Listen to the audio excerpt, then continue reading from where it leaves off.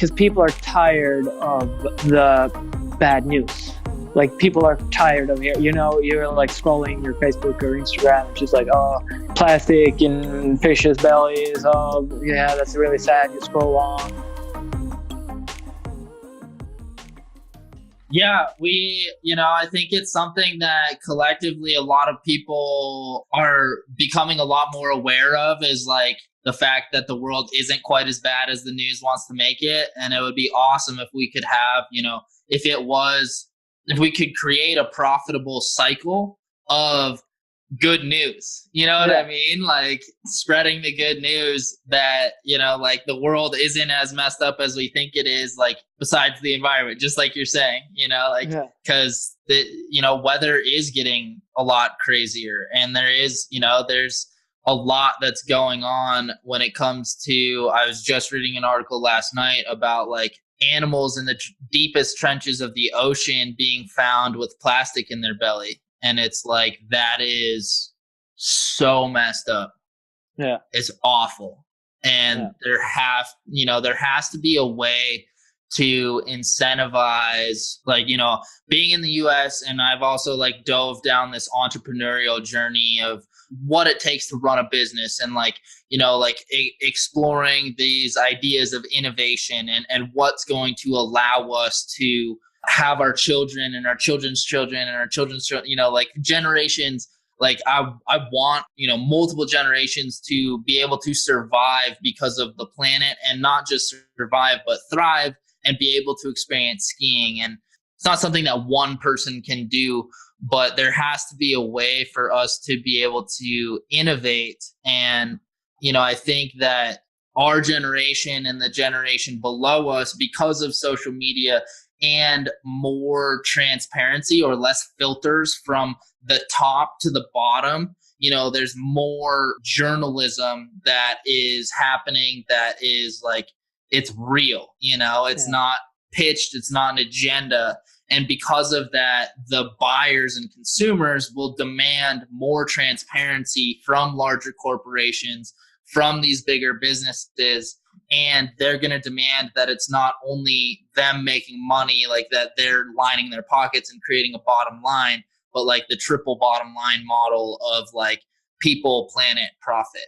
And, because it needs to be a viable business. You need to be able to make money off of it, just like we need GDP to, like for a market to exist.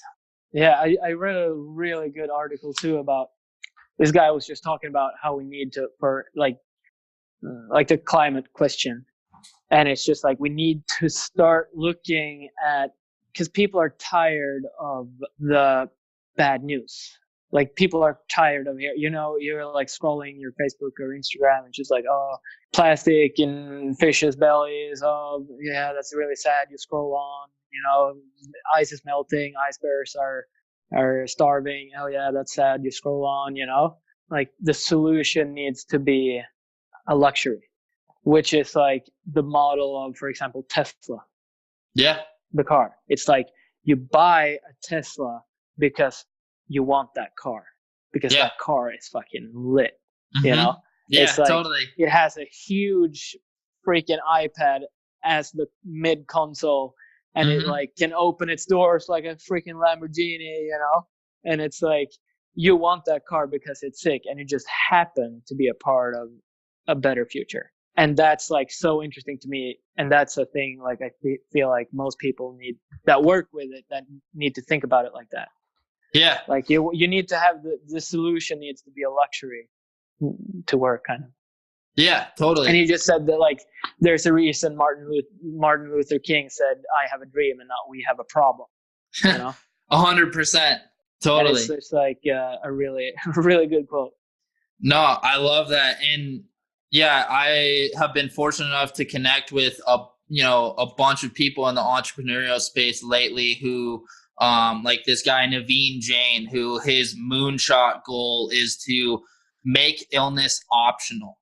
So like, he literally wants the world to be free of illness unless you choose to eat shitty food and not take care of your body and everything. But, he's like, also, he's a little bit more silent on things, but he has a program kind of like SpaceX, but he's going to the moon to mine minerals off the moon.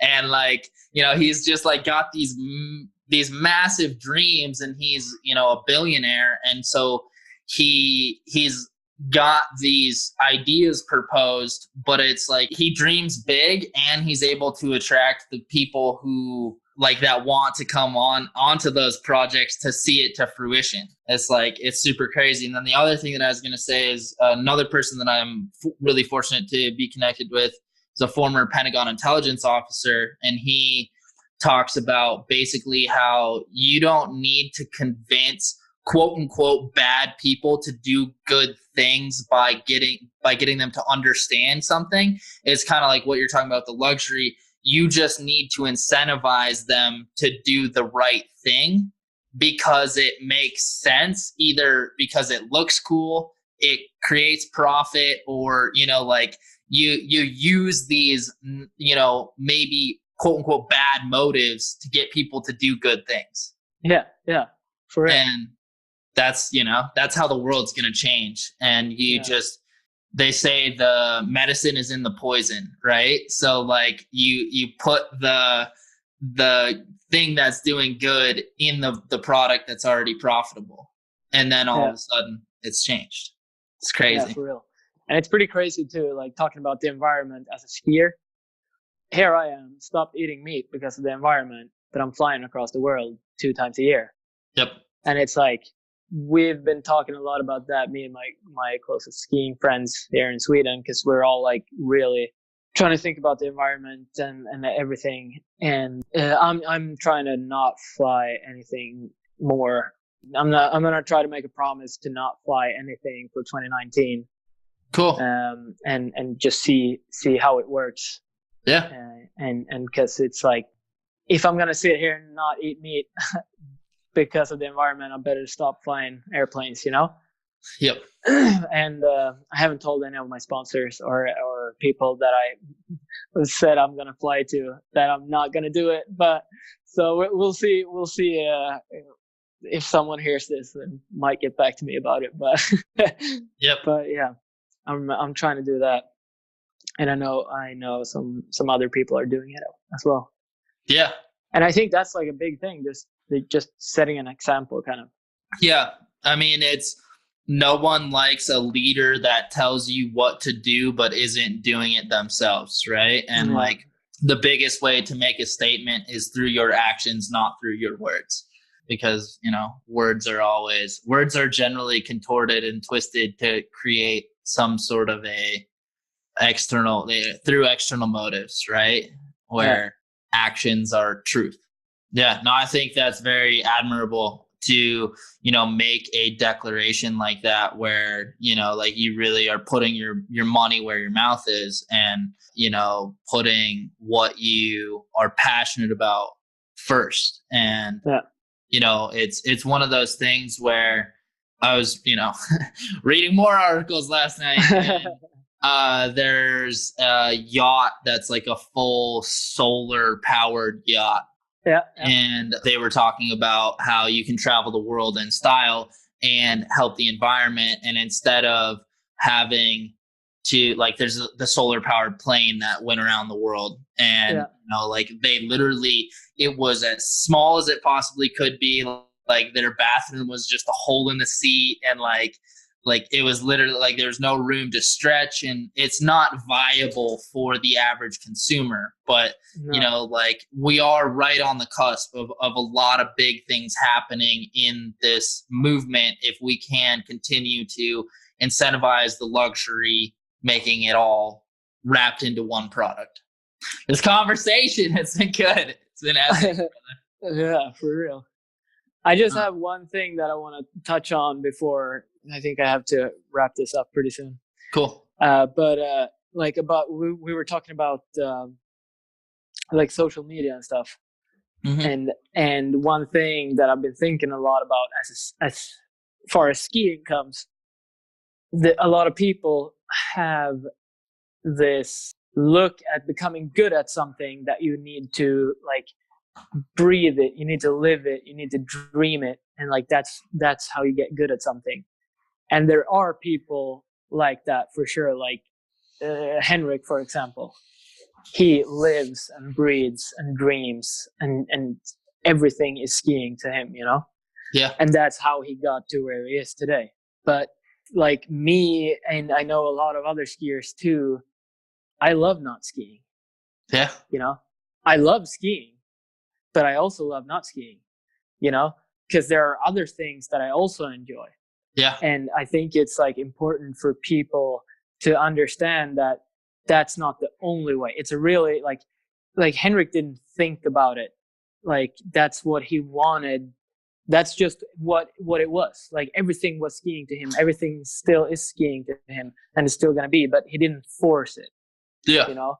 And I've been there where I've been like, I need to be like that to be good, you know? And then it becomes a pressure that you need to be something that you're not, kind of.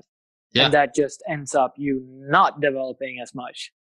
And when I realized like that 2 months off in the summer, just having summer, you know, Yeah. I need that. Because then I start craving skiing again when the fall comes. And that's when I get a lot better, when I'm really craving it.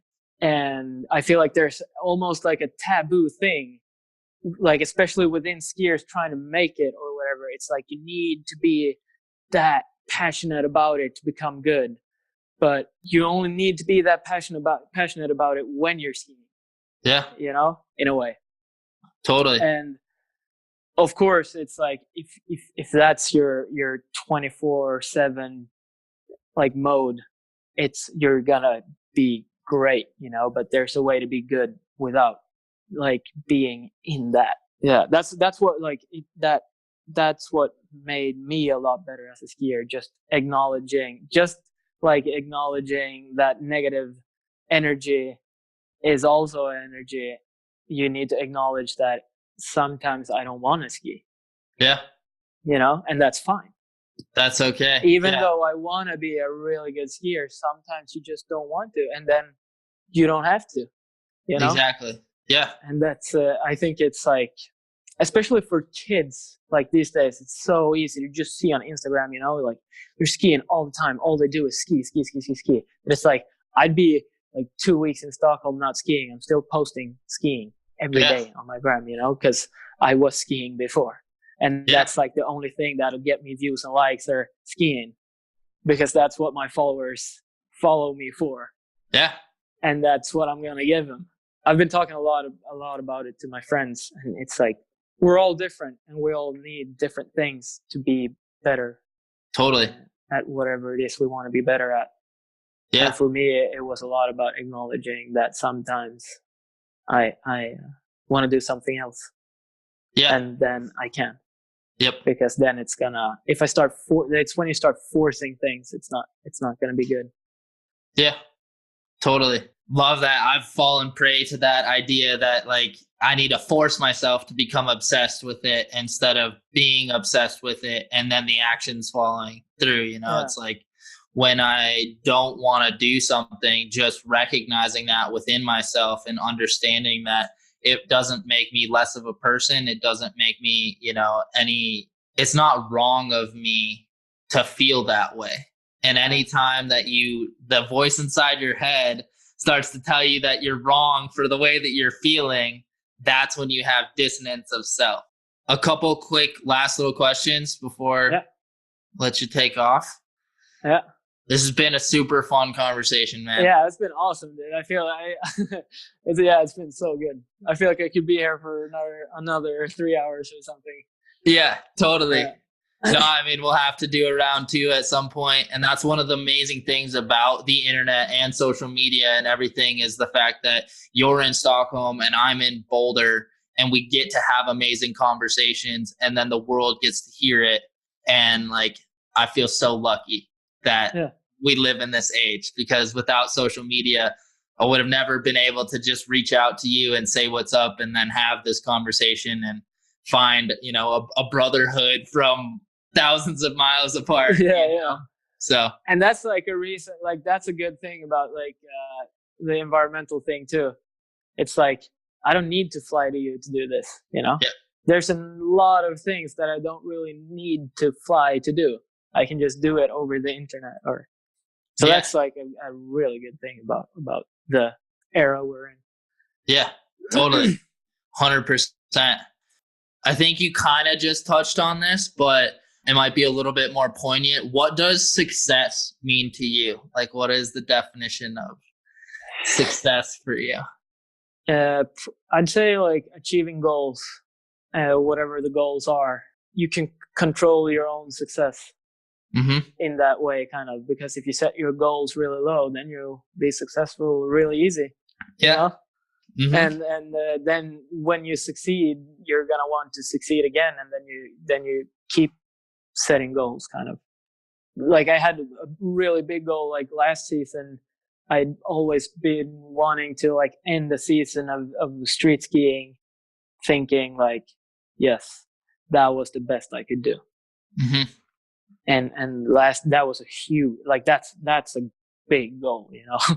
And that's, I feel like I've done, which feels amazing.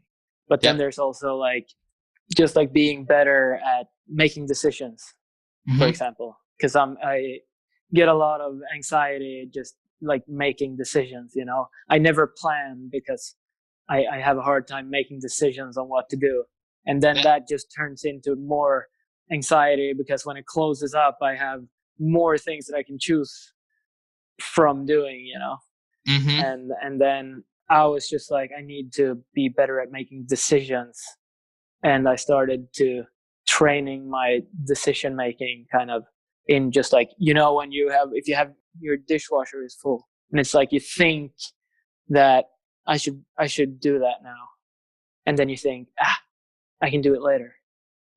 But instead of thinking I should do that now, I just do it. And that's like a way of training that muscle in your brain that is decision making. And that was like a big deal for me. Just like I see something that I need to do at home and I do it. And that was success for me. Like totally. That's just like those tiny goals and you reach them, and that's like success. No, I love that for sure. And I was listening to a podcast this morning on the way home from Denver that was talking about decision making and like how a bunch of decisions, what appears to be a bunch of decisions, can fall under one classification of a decision. And so like setting your principles and morals of like what to dictate the operating system, so that way the decision is pretty much already made when it becomes presented to you. Kind of like when the dishwasher is full, I'm going to run it. Like that's just what happens. And it's like, it's not a I should, it's I can, so I do. You know, exactly. It's there and then it happens. Totally. What's one piece of encouragement or wisdom that you've received that stuck with you? I think actually just like my parents teaching me how to handle money. Yeah. Huge. That's Love like, it. That's a huge thing. Yeah. Because that's opened up so many doors for me. Just like I was like, I got like a tiny bit of money every week when I was a kid. And I was like, oh, can I have a trampoline? And they were like, no, but you can buy a trampoline. And it's just like, yeah, I want this candy. Yeah. But then if you buy this candy, you won't have a trampoline. Yeah. You know, because you need to save that money if you want a trampoline. Yeah. And that I feel like a big thing, because I have people in my life that never got taught that. It would be a bowl of little lunch money in the hallway walking out of the house when you were a kid. Yeah. And like they would just like grab some lunch money. And for me, it was like either I make a sandwich at home or I don't have any lunch, you know? Totally. And that's probably the biggest, like one thing, you know? Yeah. I love it for sure. If you could have one significant impact in the world, what would it be? Maybe if I like inspired someone to make better decisions for themselves. Yeah. I think would be that thing. If I could like, if someone listens to this and they start picking out the dishwasher when it's done instead of thinking they can do it later. Yeah. That's like, I'd be super happy. Love it. And then, like where's the best place for people to find you if they wanted to give you a shout out or, you know, like ask you a question or, you know, just follow your journey? The gram? Yeah, the gram is pretty good. Sweet. Yeah, I always answer all my DMs Yeah. because I know like that's really that got me going when I was a kid.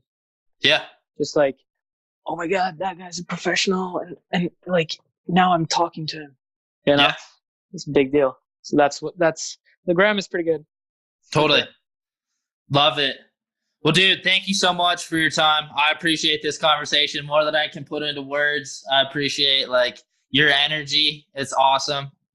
Yeah, I just hope not this year, but at some point we get some turns in together.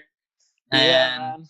Me too. I'm super happy too. Like, I really enjoyed talking to you for real. It was amazing. Way better than I could have ever expected. awesome, brother. That means a lot for sure. Well, you have a great rest of your evening. Thank you for taking so much time. Yeah, you too, man. Thanks a lot for making this happen. I'd love to do it again sometime. Yeah, definitely. Let's plan on it for sure. Well, Much love, talk soon, brother. man. Yeah, cheers. Peace. Later. Hey, just one more thing before you go. I wanted to say thank you so much for listening to today's episode. I hope that you really enjoyed it. A couple things that I would ask that you do if you enjoyed today's episode. Number one, go follow us on Instagram at The Athletic Stance Podcast. Number two, if you don't mind leaving a review, rating it, and subscribing, it always helps. It helps spread the word. It helps me know what you guys are enjoying or not. And if you don't mind leaving a comment on Instagram, letting me know what you're enjoying, what you're not enjoying, I will always take into consideration. And feel free to send me a message with recommendations on who you'd like to hear from, what you'd like to hear us talk about. And as always, thank you so much for listening, for your time, and we'll see you next time at the Athletic Stance Podcast.